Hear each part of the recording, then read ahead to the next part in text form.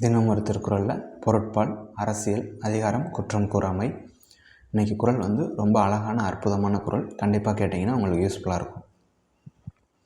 காதல காதல் அறியாமை உய்க்கிற்பின் ஏதில ஏதிலார் நூல்.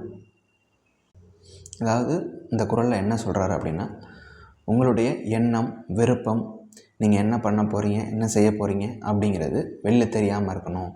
முக்கியமாக பகைவருக்கு தெரியாமல் இருக்கணும். அந்த மாதிரி பகைவருக்கு தெரியாமல் நீங்கள் உங்களுடைய எண்ணத்தை, விருப்பத்தை நிறைவேற்றுவதற்கான என்ன செயல்கள் தொடர்ந்து பண்ணிட்டு செஞ்சிட்ருக்கீங்களோ அந்த செயலை பகைவர்கள் தடுக்க முற்பட்டாலும், சூழ்ச்சிகள் செய்ய முயன்றாலும், நீங்கள் என்ன பண்ண போகிறோம் அப்படிங்கிறது வெளியில் தெரியாமல் இருக்கிறப்போ அவங்களுடைய சூழ்ச்சிகளும் அவங்களுடைய எண்ணங்களும் பலிக்காமல் போகும். நாம் நம்மளுடைய எண்ணத்தை சரியாக நிறைவேற்றலாம் அப்படின்னு இந்த குறளில் சொல்லியிருக்காங்க.